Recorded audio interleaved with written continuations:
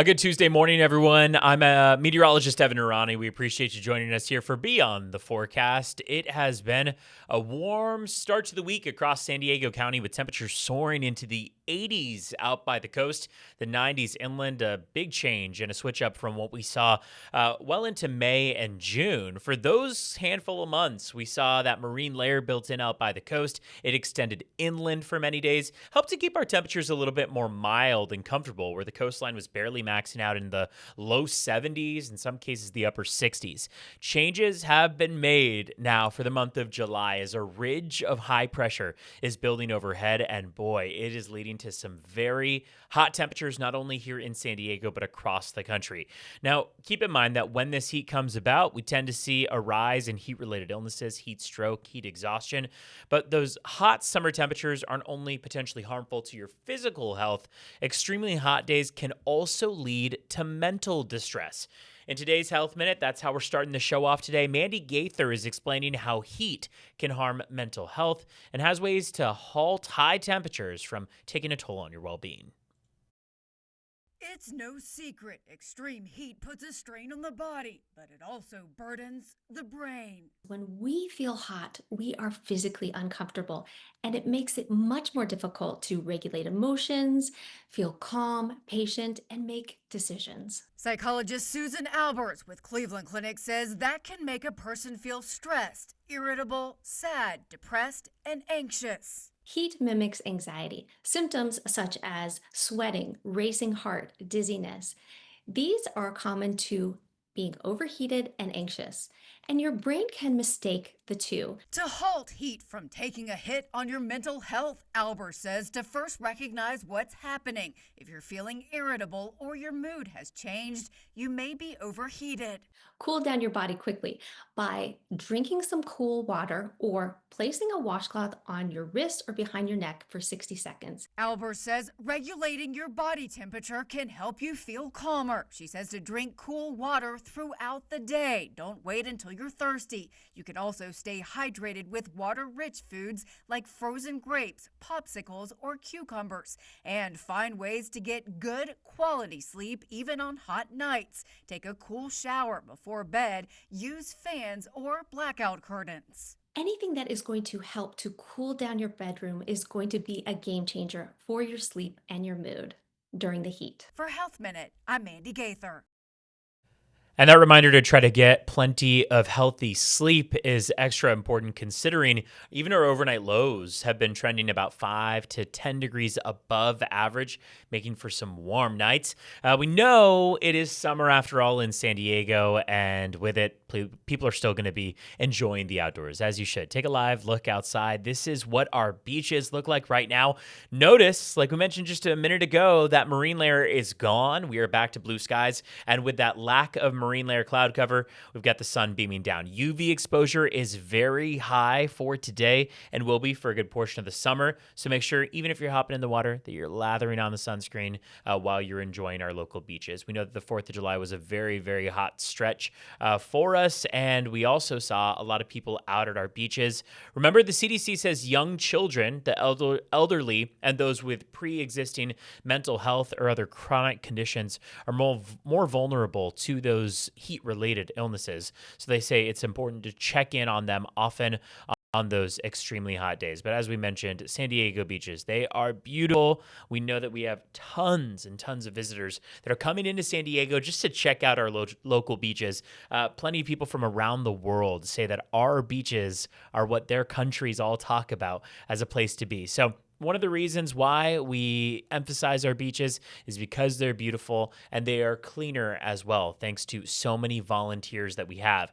Those volunteers, they picked up over 250 pounds of trash in the Mission Beach area after the 4th of July celebrations. Among the items that people found, unsurprisingly, aluminum cans, patriotic decorations, plastic water bottles, and cigarette butts. We have been saying day in and day out, pack it in, pack it out. But of course, we know a lot of people, especially the visitors, tend to make a little bit of a mess out there when we have what was estimated at 800,000 people. Yeah, San Diego PD estimated that around 800,000 people spent the holiday along the coast from La Jolla down to Mission Beach and Mission Bay. Even from the Mission Bay area all the way down through the South Bay, tons and tons of people. News 8's Alex Lai was in Mission Beach over the holiday. She has more on what those hundreds of thousands of beachgoers left behind. Well, I mean, we've found chairs, we've found hangers, hanging racks, like I said, lots of styrofoam, plastic, and these things make their way to the beach from the people who come here, right? Also from the streets. A lot of people, when they think beach cleanup, they think on the sand, forgetting about the streets and parking lots and the trash cans where things can blow out of.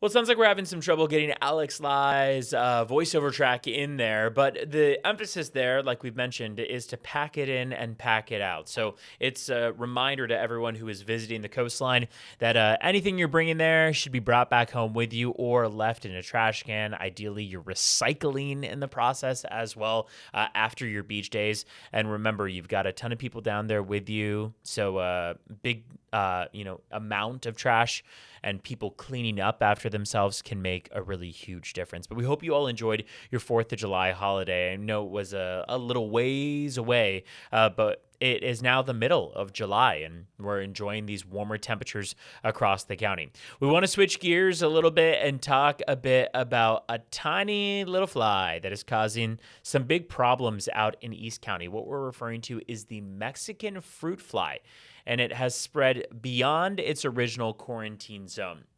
Now in La Mesa, Spring Valley, and El Cajon, they're all in the crosshairs. Crews have set out 6,000 traps countywide to hunt it down. News 8's Sean Stiles joined inspectors in La Mesa to see the fight up close in this Earth 8 report. The Mexican fruit fly has now been detected outside of its original quarantine area here in San Diego. So the California Department of Food and Agriculture, along with San Diego County, has expanded the quarantine area to prevent the fly from infesting commercial agricultural areas. The Mexican fruit fly is a very serious agricultural pest. It's invasive. When it is detected, there's a very serious response that we take. Garrett Cooper is the Assistant Commissioner of Agriculture, Weights and Measurements for the County of San Diego. It can be a very damaging pest to agriculture and also just to fruit trees, at residents. The county has over 6,000 traps across San Diego. We found a team in La Mesa. Right here is a Mexican fruit fly. The primary host are fruit trees. The Mexican fruit fly will typically kind of get in fruit, lay its eggs, and create maggots, making the fruit inedible and not good for sale. The current quarantine area includes La Mesa, Spring Valley, and El Cajon. And so we've established about 111 square mile quarantine in those areas. The state and county are asking people not to take fruit or vegetables out of the quarantine area. And if you suspect your tree's infected, contact the California Department of Food and Agriculture. They will work on doing all the fruit stripping and disposal of that fruit. Every fly we catch gets checked. Which is one step in controlling the fly. Another, an organic spray called spinosad. The third, a massive release of sterile flies. Male Mexican fruit flies that are sterile, and then they'll mate with the females and end the reproductive cycle. So the key really is, as homeowners, is not to take fruit or vegetables out of your neighborhood. And if you see one of these hang tags on your neighbor's house, more than likely you need to pay attention to it very closely. We'll put this QR code on the web story so you can get all the information. Sean Stiles, News 8.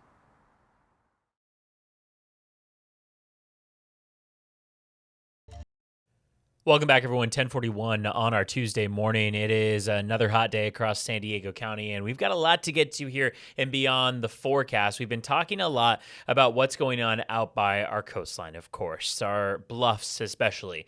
There is, of course, the Amtrak that runs across our bluffs up in the Del Mar area. It's an issue that many have seen delays with in terms of being able to take the train at the time they'd like to because of delays along the bluff. So imagine being able to detect a bluff collapse before it happens. That, of course, is one of the primary reasons why we see those pauses on any of the trains passing up and down the coastline is because of the potential for a bluff collapse. If we could predict it before it happens and warn the public in time, wouldn't that be incredible? And that's exactly what researchers at UC San Diego say that they are working on now. But it's still up to local officials to turn that science into action. News 8's Abby Black has more and what comes next for public safety. I'm here at Grandview Beach in Leucadia, where a bluff collapse killed 3 people in 2019. Now, researchers at UC San Diego's Scripps Institute of Oceanography believe that they may be able to better predict when a bluff collapse will happen. But the harder question is whether California will turn that science into a warning system to protect lives. 25 people have been killed by bluff collapses in California. 10 of those deaths right here in San Diego County, the most recent in 2019. This was devastating, but not unique to our area. This deadly collapse sparked Assemblymember Tasha Borner to secure state funding for a 4-year study by Scripps, hoping for enough warning to minimize deaths, injuries, and damage to infrastructure and rail lines. I think that we were expecting to see some sort of signals prior to the collapse, but it was surprising, I think, at how good the data turned out to be and how consistent it was for these types of landslides that we were monitoring. Dr. Adam Young is a geomorphologist at UC San Diego. He and his team placed in-ground sensors at 3 North County beaches, Beacons, San Elijo, and Del Mar, and found over 4 years ground tilt could signal a collapse days in advance. So we typically are seeing those, signals a day or two or half a day before the collapse. So it does seem like it's enough time if appropriate protocols are in place. But this sensor network is still a pilot. Assemblymember Borner tells News 8 the next step is seeking more state funding to build out public alerts and an emergency response system on a local level. Any technology that can help us make better decisions for the public, whether it be early enough to add more signage, have closures. Del Mar's chief lifeguard, John Edelbrock, assisted in the study. He says any tool that helps protect the public is welcome. And obviously, there's many conversations to be had, legal conversations, operational conversations, geologic conversations, and how you're going to deploy that regionally with response plans. Researchers hope to expand the program to Sunset Cliffs. I think it's a really good idea, and I think it could probably help save a few people. In Leucadia, Abby Black, News 8. Well, there you go. Imagine being able to predict those bluff collapse in advance. The goal now would be to ideally be able to use that data to increase public safety in those areas and to be able to maybe add more of those monitoring sites and those sensors across the county of San Diego and around the world to ideally be able to prevent those bluff collapses before they happen. Want to switch gears a little bit to what's happening along the West Coast, a disturbing trend that is unfolding. And that is in relation to gray whales. We always see constantly photos and videos submitted by viewers who go on these whale watching excursions. They're incredible views that they're able to capture. But gray whales are dying at an alarming rate. And scientists say that the species is now in the middle of what they're calling a catastrophic event. News 8's Shannon Handy explains what researchers believe is happening and why they're worried about the future of these majestic creatures. Disturbing images like this are becoming more common along the West Coast. NOAA says gray whales are in the midst of what's known as an unusual mortality event. So far this year, 145 dead whales have been documented from Mexico to Canada. To put that in perspective, the average annual total between 2006 and 2023 was just 43. Last year, that number spiked to 179. Well, it's a combination of a couple of things. So one of the really sad things is that a lot of these whales are starving. Miyoko Sakasha with The Center for Biological Diversity says climate change is a major factor. Warming temperatures in the Arctic, where gray whales feed each summer, are reducing the prey they depend on to survive. The sea ice melt has made it so there's not as much prey. The other major threat, ship strikes. Well, last year, there were about 24 whales that were hit by ships, and scientists say that that's a vast undercount, that actually every year, probably about 80 whales die because of ship strikes. Experts say many of those whales never wash ashore, making it difficult to know the true toll. There was a huge bruise on the side of the whale where it obviously had been hit by a ship. Coincidentally, researchers and students at UC San Diego's Scripps Institution of Oceanography spent today excavating the skeleton of a whale killed by a ship strike in San Diego Bay 2 years ago. So they can hit a whale underwater and then it's just draped over the bow. After a necropsy, the whale was buried at a Miramar facility. Now its bones are providing a look at the devastating damage a vessel strike can cause. Some of the vertebrae are fractured in half, and these are big bones. They're very sturdy. Dr. Margaret Morris says the project is designed to educate the public and help prevent future deaths. We're making 3D models of each of the bones, and using the 3D models of the bones, we're hoping to make kind of kits where you could put back together the skeletons to use for teaching purposes. And then with the actual skeleton, our hope is that eventually it can be articulated and displayed somewhere. Meanwhile, the Center for Biological Diversity is suing the U.S. Coast Guard in an effort to reduce ship speeds in areas with high whale activity. The group is also urging lawmakers to take stronger action on climate change, noting the gray whale population has dropped by about 50% over the past decade. NOAA tells us 7 whales, all of different species, have been found stranded off the San Diego coast so far this year. Just a reminder of how intricately connected we are with nature out there. You heard what an impact those vessel strikes can have on our whale population along the coast. So ideally, something can happen moving forward that prevents whale strikes from happening, period. But of course, ideally gives us just more protection for all of the marine life. That is a huge part of why so many people live in San Diego, to be so intricately connected to our marine life. So just something important to keep in mind during this decline in population for those whales. We want to switch gears a little bit to what's going on our freeways. From smart cars to smart homes to smartphones, California now has its first ever smart freeway. You heard that right. This high-tech pilot project now living on a stretch of the 15 in Temecula. So what is a smart freeway? What does it mean? How can we get onto one ideally? Maybe avoid a little bit of the traffic? Well, these smart freeways have one goal in mind, and that's to reduce that traffic without adding any lanes. We normally think that by adding on a ton of lanes, we can reduce the amount of traffic on the roads, but this switches things up a little bit. News 8's Vanessa Paz is working for you and breaks it all down for us. If you've ever crawled through traffic in Temecula on the 15, you know the frustration. Southwest Riverside County has been growing tremendously over the last few years and decades. And we've seen that there is a lot of congestion building up on the northbound 15, specifically in the afternoons as people are coming back from work or as people are getting off from school. Well, now transportation officials hope to ease some of that congestion with technology that's designed to keep traffic moving instead of slowing down. We're very excited about the Smart Freeway pilot project and the concept. It's no longer a concept, it's a reality, it's real. Ariel Alcon is with the Riverside County Transportation Commission, the agency that launched California's first ever freeway system. So here's how it works. Road sensors are on an 8-mile stretch of the 15's on-ramps between the San Diego County line and the 215 interchange in Murrieta. Those sensors communicate with each other to assess real-time traffic, regulate how many cars enter the freeway, and display recommended speeds on digital message boards. We wanted to look for a solution to this traffic congestion, and it's hard to build our way out of congestion. Building lanes on the highway system is very expensive and cost prohibitive, but also regulatory prohibitive at times. This technology originated in Australia, and the first U.S. version was implemented in Denver, where transportation officials say it improved traffic flow.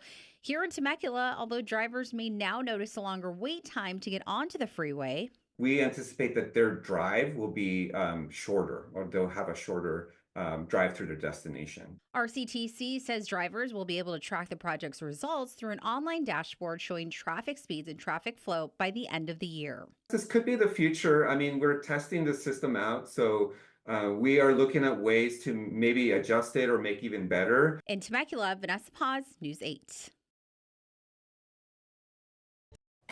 All right, welcome back, everyone. 10:53 on our Tuesday morning. Temperatures are already warming up across San Diego County. We were talking this morning about how we were mostly in the 70s to start off the morning, about how there wasn't a lot of relief in the overnight stretch. That has now started to change a bit. You're looking live outside at the beaches. Look how many people are out there. They're enjoying the water. We want to remind people that there is a beach hazard statement in effect. So despite the fact that our mountains and deserts are warming up to the 90s every afternoon, deserts to the triple digits, we know a lot of people will head to the coastline. We want to remind you to play safe out there in the water. Beach hazard statement applies 3 to 5 foot waves, and high tide is coming to about 7 feet above sea level. So keep in mind, you want to check in with a lifeguard before you hop in the water. Another quick break in store. We'll be back after this. We want to thank you for being with us here for CBS 8's Beyond the Forecast and for streaming us on our free CBS 8 app. You can search for it on your phone or TV and watch us anytime on your time. Stay safe out there in the heat. We'll leave you with this live look outside.